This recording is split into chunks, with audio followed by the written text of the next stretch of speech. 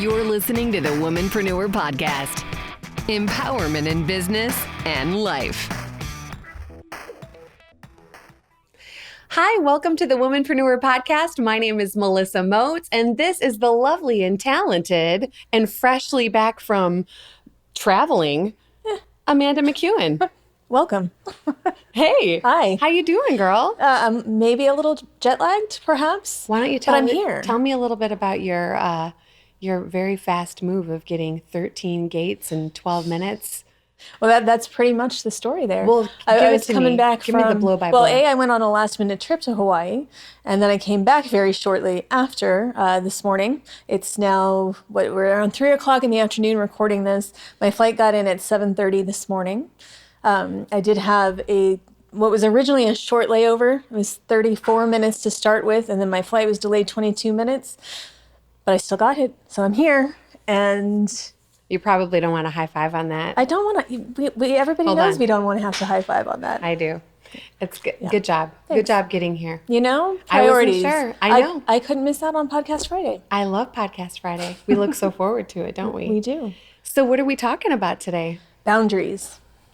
As in, when you have a really good friend who always wants to high five you, sometimes you have to just say, look, Melissa Moats, I'm not doing it anymore. And you know what? And when you're a really good, supportive, understanding friend, you know that they're not always going to high five you. So then you're willing to just high five yourself occasionally. And it's fine. And when an occasion really calls for it, though, then you get the reward of an authentic high five. And I appreciate the authenticity of your high five. So I'm just holding out for the right moment. Yeah, this was not a premium moment. I mean, it was like pretty high quality, but we'll wait. We'll wait till something more special. Yeah. So, well, good. So boundaries. So what do you think about boundaries? Oh, what do I think about boundaries? See, this is coming up a lot with my business clients in general. Yeah. Especially people who are just starting off in the freelance world. Mm-hmm. They get a new client and they're excited, but then they let the client rule their lives. Mm-hmm. And we hear a lot of complaints. They're like, this person expects me to work all these crazy hours, or, they're calling me all the time and I'm not getting any breaks, and it's too much. But what's happening a lot of times is, again, there's no communication. The person thinks, okay, well, it's a new client. I've got to do everything possible to take care of them, and there's a fear or a hesitation to just have that conversation, which most of the time people are pretty understanding about. Yes. If you are direct with them and say, because when you hire somebody freelance, they don't work on your timetable. Like if you want them to work specific hours, you have to hire them as an employee. Right. So if you are a freelancer, you dictate your own hours, and you do want your clients to feel like they're the most important people. Every client should feel like they're the most important. Absolutely. But if they don't know, say, what your standard business hours are, they might not understand that it's inappropriate to text you at a certain time or to call you or to, there's a lot of times where you can just ask a question or have a conversation and eliminate a lot of that stress. But people are just kind of hanging on to it because they think if they say anything, they might lose a client. Right. There's a lot of fear involved with establishing boundaries. Yes. Absolutely. I know when I was newer, a new freelancer, when I first started really doing voiceover full time, I was uncomfortable with, stating boundaries, or even never being, always having moments where I didn't want people to know I wasn't available. It was just like, oh my gosh, I just want to be available for everyone all the time. I still struggle with that. It's definitely something because I have the philosophy of to serve, and I feel like without my clients, I don't have a business. And so I do want to really make myself available, and I do want to serve my clients. But there are times when I want to take a trip, or I want to be with my family, or just, not be in front of my mic for the day. And I have to do something really scary, like do an out of office email, and that's something I do very seldomly. But that's something that I can definitely understand the struggle, because you work so hard to get new clients, especially when you're newer in business, and you want to hold on to them, and you want to treat them well, and you want to be available to them. But there are those times you do have to establish those boundaries. Right.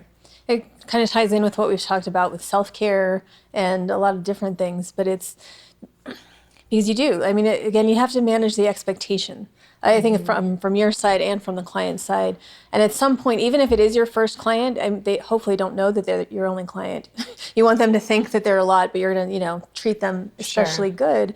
But as you build your client base, if you're really stressed out about one, what if you get another one who's the same way, and now they're all coming at you with this, everything's urgent and last minute, and you have to prioritize. But if you're not able to have those conversations with people, it really takes a toll on you. Yeah. That's what I'm seeing everywhere And having lately. your own business, you do have to be really good with time management. And that includes your personal time and your time for self-care, your time for rest, your time for other projects that you're working on. So definitely, I think you can set boundaries and you can be assertive, but you can still be gentle and kind and positive about it. I think it's all in the way you say things, right? Is. It's not always what you say, but it's how you say them. I know that that's something that I think we all struggle with at times, but can you share an example of setting boundaries with a client? I know I have a couple of ideas, but Yeah, when I do, a lot of times I do package deals with people. So, it might be for a month, it might be for 3 months, but it's very. I have a contract, I think, and not every job or type of job requires it. I know voiceover is a different thing, and a lot of times it's just done via email, and there's not an right, official contract, but you still put all of the information in email, so there's record of it. And it's right. the same thing. I have a contract, and in my contract with these clients, it outlines the entire scope of the project for, here are the dates, here are the deadlines, here's what you need to do for me in order for me to do what I need to do. And in there, I have my office hours. And it's not Monday through Friday from 8 to 5. It's, like Monday through Friday from 8 to 4, and Friday is 8 to 11, I think, because, that's when I generally work. I like to end at 4 so I can go to Pilates, as everyone knows. Fridays, I go to Pilates in the middle of the day and I come here and record with you. So I'm generally not available during those times. And it sets the expectation up front. It doesn't mean that I'm not ever available after those hours. Sure. It's getting the conversation The started. baseline. Right. Yeah. And if, so at any time, if a client starts, saying, oh, well, I need this right now, and it's, or if it's consistently out of that scope, it's really easy to just kindly refer back to the contract. I'm happy to make this one exception for you, but in general, I need a little notice if I'm going to work, Sure. other hours. Yep. That's good. That's good to have a contract and to have it spelled out. I know for the way that I work, I don't necessarily have set business hours for voiceover, but a lot of my clients are on the East Coast. And, so starting at about 6 a.m., there are times that people have wanted to cast me and book me to do a live session. And I've said yes in the past, but this is for me, an example of having to say no to a few clients. And it was hard for me because, I'm always eager to please and I always want to be there for everyone. And I've had a couple of production houses on the East Coast reach out and say, hey, we've got this client who wants you tomorrow at, 6 a.m. And I say, who's the client? What's the project? And in this case, part of the service I provide is using my voice and my energy. And I know that if they want me to be super high energy, smiley Melissa, that doesn't happen at 6 a.m. very well. So I have to start at like 3 a.m. to get my voice where it needs to be for a 6 a.m. or 7 a.m. session. And I will tell you, there have been so many times that I've actually done that for, clients. I've gotten up that early. But You're embracing the actor side of voice actor. yes, I I'm gonna was. act like I'm awake and energetic at 6 a.m. It's rough. But what I realized was I was doing a disservice to myself in other areas of my life when I was doing that, because there were nights I would be teaching late at our studio, and then the next morning getting up crazy early to warm up to do this super, super early session. And then I had another really full, plate of recording sessions for that day. And I was actually kind of hurting myself in a way, if you would, with my voice and my energy and everything. So I just got to the point where I said to that particular client, no sessions until 8 a.m. Right. 8 a.m. is the earliest that I'm willing to go. So that's what I did. we have going on? Yeah, I Some don't- chimes? Apparently there's some wind flying through the studio. There's some unexplained chimes that nobody in the room can figure out where they're coming from. So we have a ghostly visitor with us. Maybe somebody left their phone here or something. That was wild. There's some investigation going on as to the ghost chimes. That was Yes. incredible. I've never really heard chimes like that. There's a ghost in here. That's what. There is a ghost in here. A ghost per I love it. It's what happens sometimes. Everybody's, interested in what happens in a podcast. Maybe like the universe was responding to the fact that I did a good job not being available at 6 a.m. in the morning. It was like, ding, approved, something like that. Or we need to set boundaries with the ghosts in the room and say, you need to be silent when we're recording. Yeah, I think that's probably what it is. But anyway, so my answer to you is just, I basically had to, kind of really look at the bigger picture, and I didn't want to wear myself out for be all messed up for 2 days because I got up early for a, random one-off client that isn't even going to appreciate the fact that I woke up at 3 a.m. to warm up my voice for them. Not going to care at all. Right? So there you have it. That's one for me. And I think also when it comes to the scope of a job, that there's a phrase out there, it's called scope creep, where you agree to do a project, a very specific project with a client, and the client keeps adding things and changing things, and then suddenly a price that you agreed upon is stopped. It's not making sense anymore because now there's a lot of extra work involved. Yeah. And so again, with the communication up front really helps to set those boundaries to where if there are a lot of changes, that's fine. We still want to work with you. We want to help you, but beyond a certain point, we need to talk about the price because the original price was based on a number of hours or whatever it was based on. And now if that has changed, it's not fair to expect to do this, extra work without extra money. Absolutely. And it seems to be the clients who are paying us the least who seem to push those boundaries the most. Pretty much every time. There seems to be a common theme with that. Yeah. So, So just look out for that. If somebody's lowballing you on budget, you're probably going to have your hands full. Right. And it's, a lot of that, by boundaries, I don't ever think it means there's a harsh line that, it's my way or no way. Because you always want to be flexible and do whatever you can. Absolutely. It's customer service, client services is how you keep building those relationships, which is what we want in business. You want to be easy to work with, and for sure. It's getting past the part, like, yes, they pay you. And so you are beholden to them in a certain way, but they don't own you and they don't own your time. And like you said, you're doing yourself a disservice and you might be jeopardizing your other relationships. Yeah. Because, for you, if you lose your voice because you got up 3 hours early and then you used it all up on the one session and now your voice is gone for the others, that could be a much bigger risk than it would have been to just say, hey, I'm not available at 6 a.m., but maybe I could do 8. Right. And for me, it was just, it was the rest of my day was affected, my energy, the energy of my day, because we all have that internal clock, like what our body's used to and what we, what our limits, our boundaries are for that. And those days that I would get up at 3 or 4 to do those sessions, it would just really mess with everything else that I was doing. And I don't always have time to take a nap, even though I'd like to. So anyway, I think it's just honoring yourself too. And just taking good care of your clients. And like you said, be flexible. I think that's really good advice. There's always, room to meet people in the middle and to offer good customer service and to show you care. And of course you do, especially if you want to do a good job and keep them coming back. But yeah, I agree. And I think the same also applies to people that you hire.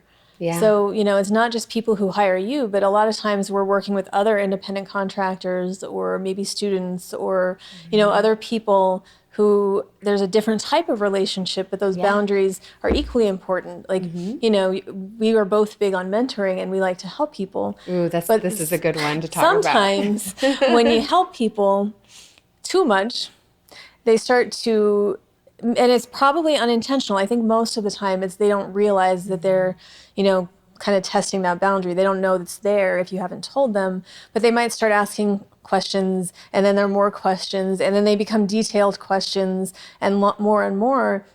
And it gets to a point where you're like, okay, well, all this information, that's what I get paid for. The lines are blurred. Right. So I'm happy to help. If you have a quick question, it's fine. I'm going to help you.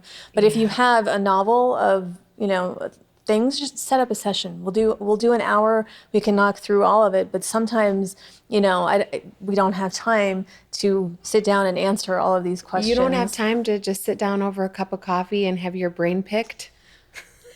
How many times do you have that email, hey, I would love to meet with you. I can just pick your brain about some stuff, like over coffee or over lunch. And you're like, No, you can't pick my brain.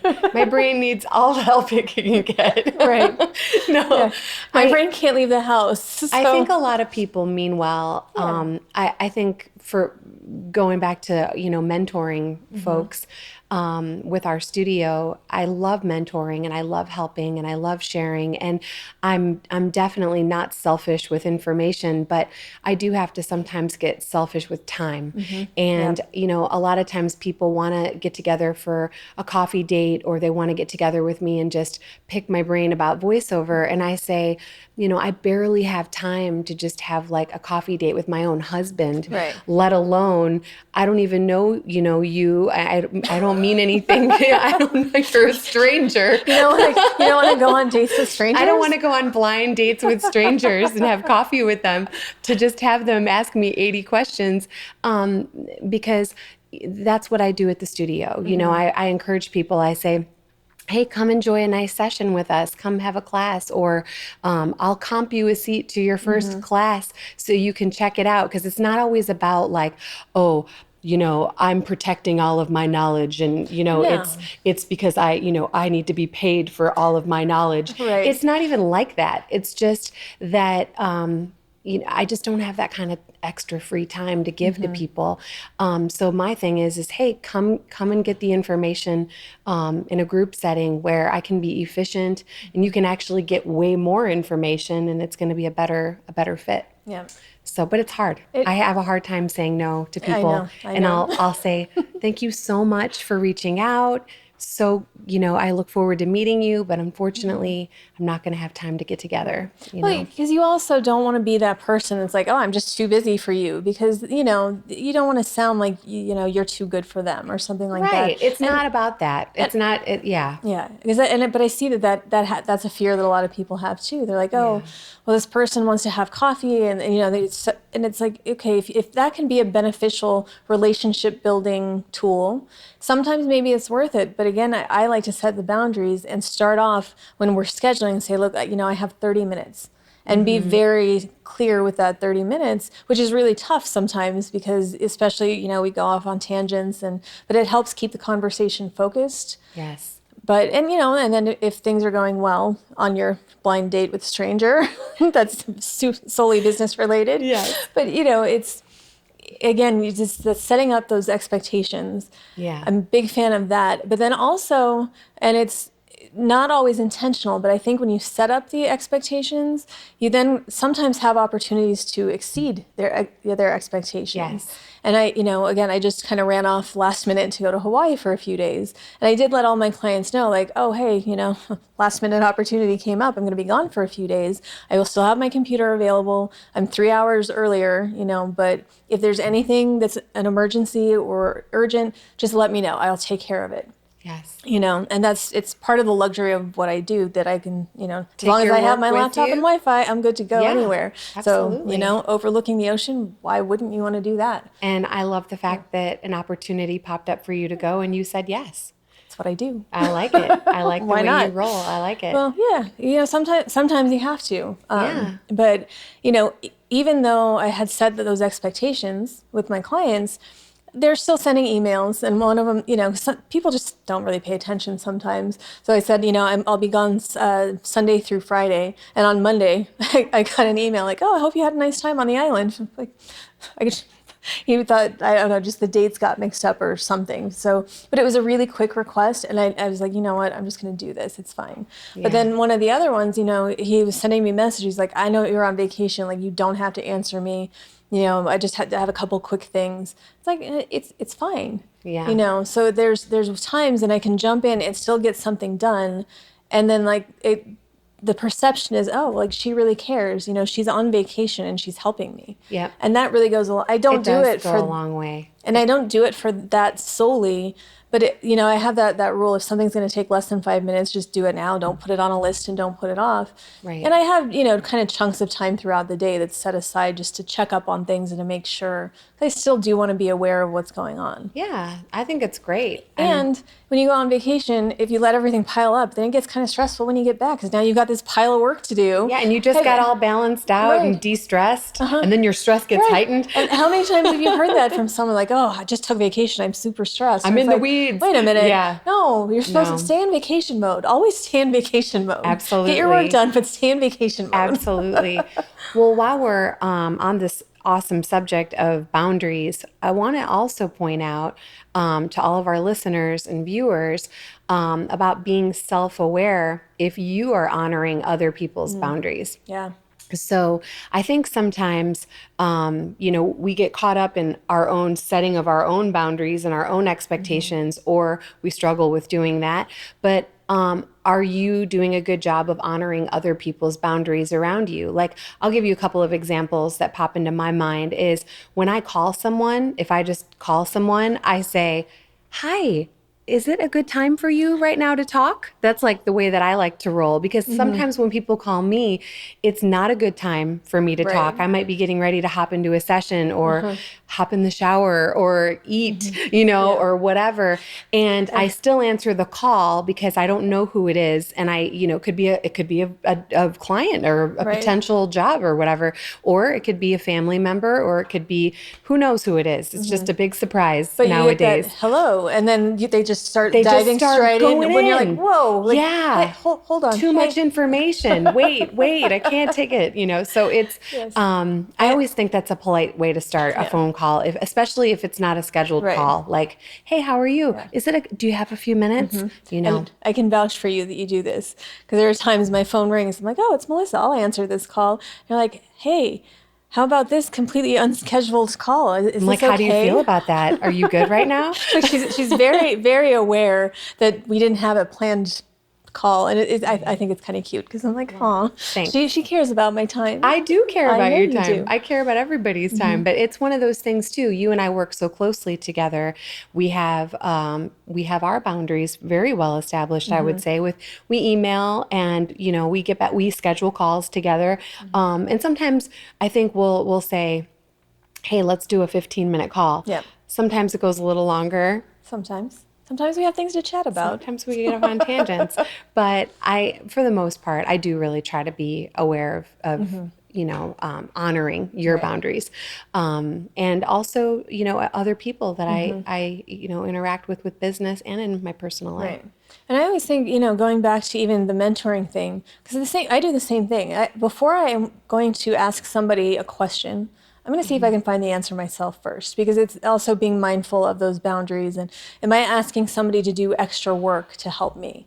Right. And we've talked about the glory that is the internet and how the answers to pretty much everything is out there at all times. And it's different, when there's somebody who's an expert in a field, sometimes you want to talk to that person because there's things you might not even know to research. I try to limit those asks. But by starting to be like, let me gather at least some basic information, see if I can answer it for myself.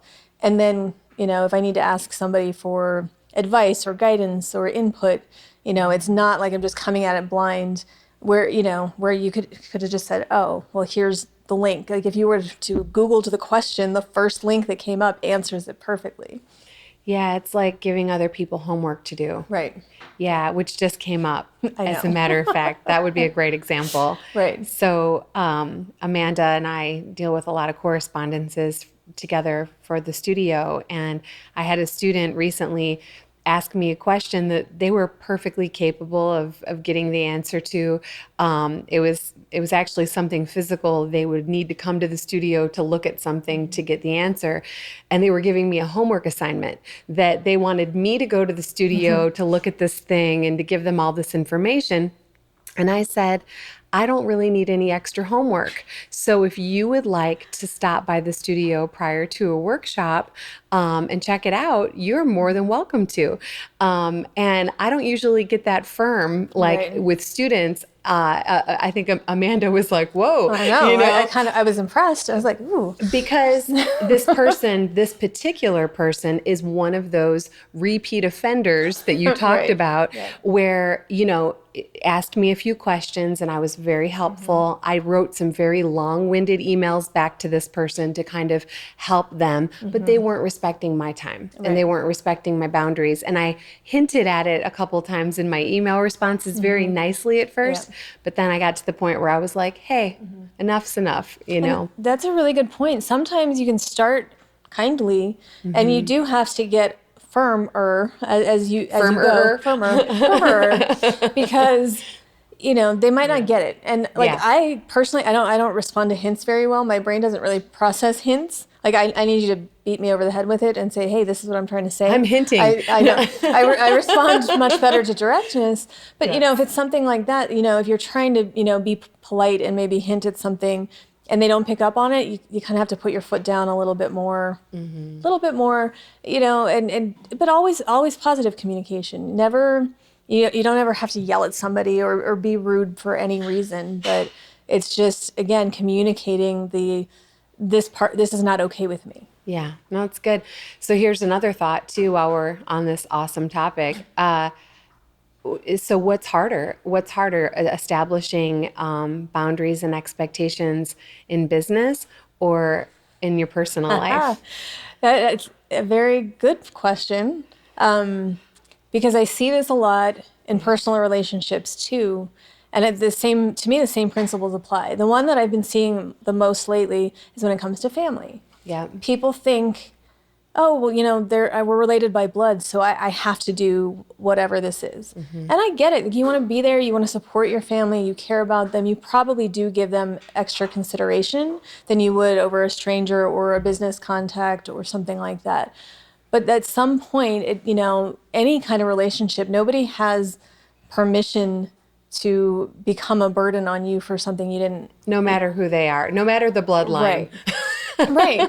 But sometimes you have to say no. And a lot of people have a hard time saying no. They do a lot of things they don't want to do, whether it's going to dinners or events or having long phone calls, you know, little things like that, to really big things where sometimes, you know, family just thinks it's okay to intrude. And It's true. And I personally, I have a lot of guilt. I deal with guilt because I have a really huge family and I love my family and I love being with my family. And there have been times, like, I'll give you a classic example.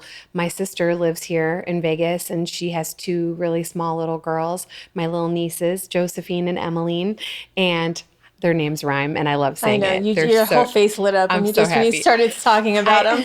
I love them so much. And there have been times when my sister has asked me if I could help her out, you know, watching the girls, if she's needed to run an important errand, like a doctor's appointment or whatever. And I've said to her, you know, sis, it's so hard for me during the week, during the day, to commit to coming over there for 2-3 hours. It's almost impossible for me during the week, during the day. So she had asked only a handful of times. I mean, she's she respects my boundaries. She knows that my baby is my business and what I'm doing. And she says that, you know, she doesn't ever want to interfere with my flow of my day or whatever, but there are those times she needs me. So we've come to a term where basically I said, hey sis, anytime, like on the evenings or the weekends when I'm not teaching or I'm available, I've got you, you know, 100%. And she knows we've just basically established that boundary that during the week, during the day is damn near impossible, you know, and she doesn't even ask unless it's literally like an emergency. But I felt so guilty and I felt so bad just to even say that out loud, that I just can't. And it physically felt so much I just felt bad that I couldn't help her. But she understood. And with family, I think in some ways it can be even harder to set boundaries than in business. Some people are like, no, it's just easy. I just say no. Or, you know. That'd be me. Yeah. And with business, I definitely have gotten a lot better. Right. I love all my clients and try to help, but I agree. And I do think it's easier in business because business is business and there's no room for emotion in business. Right. And we talk about that a lot. I Yep. mean, even if you're doing business, I mean, you and I are friends, but we do business together. Yes. And we have different hats. Sometimes we're in friend hat and sometimes we're wearing business hats. Yes. And we usually preface a conversation with like, all right, let's put on business hats right now. Let's talk about this stuff. Yeah. And then we'll move on later. And, but it's worked really well in everything that we've done because the boundaries are established. And I love it. High fives aside. Yeah, we don't high five as like we discussed earlier, only super special occasion. You know what? But that was on me because know. I didn't clearly communicate to you for a while my unhappiness with having to do it so much. Well, it's fine. We can fist bump. No. I'm just We're kidding. just gonna go no. Well, yeah. Or this today when I walked into the studio, you came at me, giant grin, slow motion, like arms out, walking. You went to towards me, Hawaii. and You're back in Nevada. I had to hug you. I couldn't help it. She has anxiety when we're separated for too long, even though it wasn't any more days than usual. It was the fact we were on different. I know. Masses Everyone of who land. knows me well knows this. Abby knows. She can't leave the state. Abby's here. My daughter's here, and she knows. Speaking of boundaries, I wanted to say one thing. Funny thing, you should be giggling over there, little daughter. She knows I have a boundary where she's not allowed to leave the state and not tell me. And I'm like, I know you're 24 and you're an adult and you can do whatever you want. But I'm like, it's common courtesy. I need to know if something happens to you and you're in another state. I need to know. I need to know where I have to save you. If it were in the same zip code or no. Abby, if it makes you feel any better, I'm almost 40 years old and my mom still does the same thing to me. Whenever I travel, she needs to know where I'm going to stay, what my flight information is. And I used to fight it. I'm like, I'm an adult. I don't like, if you need me, call me. Like I have my phone, but I'm always met with, it's a mom thing. See how loose I am? I don't even So- get your deets. I just say, what state are you in? I just need to know the state. General. There you go. I mean, you don't even have to give me a city. Actually, I prefer the city. But that's awesome about your mom. But and I finally important. stopped arguing it because, it makes her feel better. And it doesn't make any difference to me. It's not like I'm in some secret place that she can't know about. Yeah. But it's more that I'm almost 40 years old. What do you like? Right. Why? I know, But I'm not a mother, so when she says it's a mom thing, there are I have certain no boundaries. argument against it. You just have to. I think sometimes one of the moms points, just win. I was Boundaries are just not. gonna say, sometimes boundaries are meant to be broken. And there's this whole mom rule that beats out everything. So I'm just saying that's the way it goes. And just for the record, Abby's like red from laughing so much right now. She's laughing so quietly. It's very entertaining. And over another here. boundary thing that just popped into my mind while we're on it. This is a great example. We should always for have this. a studio audience. It's I fun. like having a studio audience, but when you and I first started working together, because we worked together even before we started working together, like through Right. the studio and with our podcast and stuff. But one of the things I loved that Amanda and I discussed was, I said, you and I have a ton of emails flying back and forth to each other every single day. Mm-hmm. Let's just get it out of the way right now that we don't need to say, hi, how are you? How's your day going? We don't need all No that fluff. stuff. We're fluff free. We know, we are fluff free. And I always say thanks. So that's one of my big ones. I'll never sign off Or you send an a email. smiley face. A smiley face or a thank you is included in every email that I write, no matter what. But we discussed that as far as we didn't ever want to hurt each other's feelings. Right. So we were like, let's just clear the air on that. Abby, my daughter, just started working with our studio recently. We're really excited to have her. And I just said to her the other day, I said, honey, you're going to be getting a lot of emails from me, and I love you with all my heart, and just know there are always hearts and love coming from all my emails. I might just get to the point though. So I said, it's, you and I have our special relationship, but when it comes to us working together, it's going to be a lot of business, emails from me. And I just wanted to say it out loud so that we had an understanding.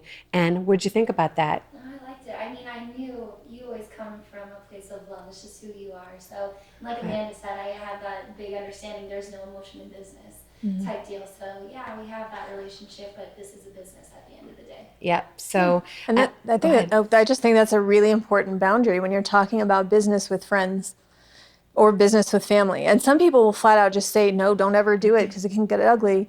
But I don't think that's true. I I don't think think it I would has love to. to work with my friends all the time. I do love, that's pretty much what I Yeah. do. I either I find working relationships with friends, or I become friends with my clients. So Almost high-fived you there. I got okay. real crazy. It's okay. One of these days, like I'll just elbow it back. I'll start finding new Doing defensive dodgeball. moves. Yeah, right. You're Just gonna- coming at me. Can't have it.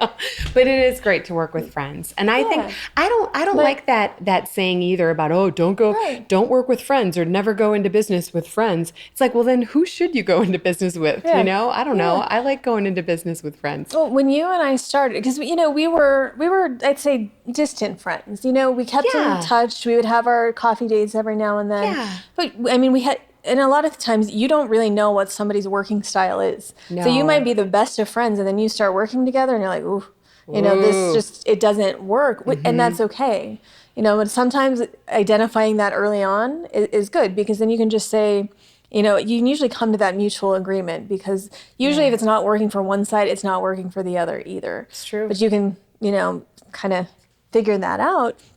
But with us, it was like, and you had just come out of a situation where you were working with somebody who was a friend Yes. that maybe was taking advantage. Yeah. And that's what happens a lot. You would think, it's so backwards to me, because I always think if you work with friends, I know for me, if I'm working with somebody I already know, like I want to make sure that I'm taking care of them 100%.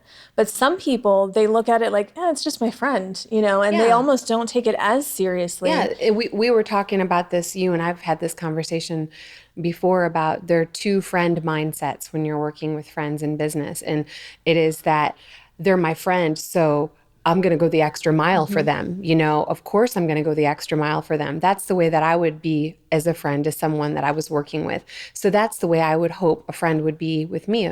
Just do everything they can to be helpful and available and stuff. But then there's the other friend mentality. It's like, well, we're friends. They're not going to care. I'm going to just do the minimum or even less than the minimum because, well, we're friends. We're Right. good no matter what. We've been friends forever. And unfortunately, I had experienced that situation, and it was really, really hard. And it actually caused the friendship to, go south. And it was a really big learning experience for me, because I did not do, I think, a good enough job of defining clearer boundaries and expectations. So I have to take responsibility in that. I learned something from that, And I've seen that happen too. Even when I'm very shy now about referring people to jobs, because it burned me once or twice where I had this great friend who I thought was very responsible. Figured we probably worked the same, had the same mindset when it ethic. came to work, and referred her to a job, and then she got hired and didn't last very long because she was just lazy and didn't do much and just did not. And it didn't represent me well. And that's where I get very defensive, is now if you're jeopardizing my business or my relationships, now that's when I get especially firm on that. Because I've had it happen a few times where, I maybe somebody acted in a certain way that cost me a job, or a client relationship, or, whatever it is. It's like you have to be really careful. And I don't like to be that way, but it's almost like you have to even communicate that up front. Like, I want to refer you to this job, but I need to make sure that you're going to take it seriously. Right. That you're going to represent, the work the same way that I would. right. Same as if you're hiring somebody on your team, or, you decide to partner up with somebody, you need to make sure that that work ethic is in alignment, or there's bound to be trouble later. There is. I have a lot of people too asking me to refer them to agents, Right. to voiceover agencies. And it's tricky because I can think somebody's really talented and amazing at their craft, but I know what their work ethic looks like. Yep. I know what their communication style looks like. I know what they're like to professionally communicate and work with. And I go, ouch, because I want to be helpful and I always want to do what I can for people. But there have been times when I've said, I don't know that I can, refer you at this time, or I'll just kind of do my best to kind of bow out, gracefully. Right. Yeah. And but it's tricky, and when you ask somebody to refer you, have that understanding that it might not always be yes. Right. Yeah. Yeah. It can be tricky. Yeah. And, even just kind of going back a little bit to, when you and I started working together, we put a contract in place. I think I made you make me sign an NDA because, I did. and it was You did. It's one of those things because again, like, that you can trust me, I'm not going to share all your business's secrets. But just because you know that doesn't mean that you shouldn't be protected. And that's like a lot of people, they get really nervous about documents like that, like a non-disclosure agreement or a contract or any kind of paperwork, but it really protects both sides. It does. And so it's not that somebody doesn't trust you. It's not like, it's none of that. It's just being logical. NDAs, I know you sign NDAs probably on a weekly basis. I know a lot of secrets. You are the vault, young lady. You are quite the secret holder. But same thing in my business, with voiceover. Signing NDAs it almost comes with the territory every day. Right. Even to audition for certain projects, we have to sign NDAs. But I think even if you are working with a friend, definitely signing an NDA is a good thing. Yeah. So it also sets the tone for this is a business relationship. This is a whole new area of our relationship. So let's really treat it like business. Right. That's what that says to me. And I like it. Yeah. Yeah, it's good stuff. Good boundaries. It's great boundaries. I do have to talk about one of my smooth little tricks I have up my sleeve for phone calls when people do call me. I always say when people call me unsolicited, like a business call or whatever, and it's maybe someone who just wants to get really long-winded and tell me how great their voice is or something. I've been told I have a great voice for radio. I've been told I have a great voice, and everybody has a great voice. Everybody does. It's just knowing how to use your voice. And I always say, yes, it's so nice to hear your voice. But whenever people call me unsolicited, I always look at the clock, and it's usually, it'll be like maybe a quarter of or 10 till or whatever. I always think to myself, okay, no matter what, I'm creating something that I have to be doing at 2:00 or at quarter of or quarter after. So that'll give somebody anywhere from 5, 10, or 15 minutes, depending on who the person is and how important their phone call is. I'll say, I've got to go right at 5 minutes till 2. I'm good till, go ahead. So let's just get right on it. What's going on, know? Yep. And I will be fully engaged with them. I will not be looking at my computer screen. They will get all of my full attention. But I'll tell you what, 1:55, I'm out, But that's another good point too about phone calls, because it happens a lot, and people have this weird feeling of obligation. Like if the phone rings right now, I have to answer it right now. And it's not, even as long as phones have been around, that's not the way it works. We used to have answering machines back in the day. And I know, we talked about like people hate voicemail now, and so it's not really a thing, but it's still there.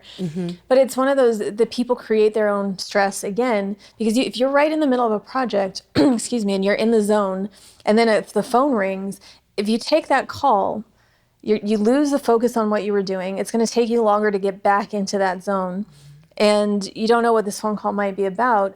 Sometimes it's better let it go to voicemail. Yeah. Finish what you're doing, and then get back to them. If somebody's calling you then repeatedly, or that your phone blows up with text messages, then it's urgent. But usually, I don't think most phone calls are generally urgent. No. And so with smartphones and everything else, we've created this problem of accessibility that says, I've got my phone with me, so I need to answer it and check my text and my notifications and all this stuff all the time. I don't do it. If I'm, just because I have my phone with me, a lot of times it's on silent, because if I'm with people, if it's outside of business hours and I'm with friends or something, I would rather be present with the people in the room. It drives me crazy when you're in a room full of people and they're all looking down on their phones. It's the worst. What are we doing here? Yeah. Why are we all together in this room? Right. Like, I actually I know some families who, like when they get together for a meal or whatever, everybody has to put their phone upside down in the middle of the table and put them on silent. I love that. That's really good. That's a great boundary. We don't have to do that at our house because you and Dad never know where your phones are half the time. It's like, gosh, like my husband never knows where his phone is. We actually got him one of those smart watches, thinking that was going to help. He's No? I got to get I have to put the watch on. Yeah. Oh, so I'm now he like, has two things to lose. yes. It's Well, so funny. So you tried. But my boundary is that I'm trying to establish that I would prefer him to have something I can get a hold of him on, a phone, a watch, something. But that remains to be seen if that's going to come together. Hey, But keep yeah, working at it. Yeah, we'll keep working at it. But It's only been 20 years. You give it time. right. Still teaching him all my expectations, right? Right. But, and sometimes because things evolve over time, Yes. sometimes those boundaries do change. Yeah. There might be some big change in your life. Like somebody has their first kid. Obviously, their time is now different. Their lives are now different. Yeah. Their boundaries are going to be much, much different. Absolutely. And sometimes people just assume that we should know that. But, Yeah. like I've never had a kid. So but I still can logically understand it's a lot of work. Yep. It's a lot of work. And, I have enough friends with kids that you realize, okay, if we talk on the phone, you're not going to be able to pay attention to me because there's this little person that's requiring all your time. So we'll just schedule a time to hang out because how many times have you been on the phone with a mom and like every 2 words and then like, stop it. No, put that away. Go in there. No, my Hey, sister's my favorite. We'll be talking on the phone and I'll say, how's your day going? She's like, good. Oh, zhoo, zhoo, zhoo, zhoo. And then I say, wow, that was really nice. Thank you. Is that why and then, you say that when you and I are talking on the phone all the time? Yeah. Melissa does that all the time. All She the just breaks time. into baby voice. Baby for some voice. odd reason. But my sister will either be literally cooing her 3-month-old baby or telling her dogs to stop barking Right. or, whatever. And we laugh so hard. She goes, wouldn't it be fun to record one of these conversations? like maybe we should. But it's true. But yeah. There you go. Well, what else? Anything else on your mind about boundaries? Boundaries. No, I just think it's more, thinking about it, not being afraid Yeah, to don't be have afraid. conversations. And this goes back, I know we've talked about this a lot before, but it's a really important thing in business to, again, take the emotion out of it and be able to have a very frank discussion with people politely and get on the same page. And that's even, like I just signed a new client recently. And, after everything was said and done, the first question that I asked is, how do you prefer to communicate? Is it text? Is it phone? Is it email? What works best for you? Love that. And, because and part of it was kind of funny because the first time he called me, I answered the phone. He's like, you answered the phone? I said, yeah. He's like, you saw my name and you answered the phone. I was like, do That's people funny. often not answer your calls? But I mean, because I know a lot of people don't answer calls anymore either. Like things are different now. But I was like, yeah, I mean, of course I'm going to answer. I was like, now let's see how this relationship develops. And maybe after a few months, I'll understand and be like, oh, there's that guy's name. Can't Not answer gonna that call. one. But for now, I'm excited to work with you. Of course I'm going to answer. Yeah. But Yeah. you just have those conversations up front, whether it's a new project, a new client. Don't be scared to say that, and even just say, this is typically what I do. Yeah. Does this work for you? Do you have any other expectations? Like, love let's just that. have a very quick, meeting of the minds. Get on the same page from the beginning so neither side is harboring this resentment, because that's what happens a lot of times. Absolutely. Is people let things fester inside, whether it's business or family or anything else. These things start to, they Pile up. compound. Yeah. And And then then- nobody's happy, and then the work suffers, and there's stress, and Absolutely. it's all nonsense. You don't need it. I think just to add to what you were saying is really figuring out what your clients' needs are, letting them know how you normally work, Yep. like what they can expect. And then you decide if you're going to make any special, arrangements to be more available for someone or whatever, and or less available. Sometimes you need to be. Yeah, and just see what feels right. But I think just keeping the communication open is definitely key. And when it comes to your family, it gets trickier, but remember, you want to honor yourself, and sometimes saying no to others means you're saying yes to yourself. And there's nothing wrong with saying yes to yourself. She went into a different voiceover mode there, so I think that was pretty perfect. Thank you. Do you Yes. think that's a good place to sign off? it is a very good place to sign off. We could have just cut it right there. But then we wouldn't have our awkward sign-offs. We always have awkward We love endings. our awkward sign-offs. They're Our fun. awkward endings are the best to us, according to us. I'm going to start working on those deflection modes for the next time you try to high-five me. So. Yeah, you do. Yeah, you should. Okay. Thank you for tuning in, and we'll catch you next time. Thanks for tuning into the Womanpreneur podcast. Until next time, you've got this.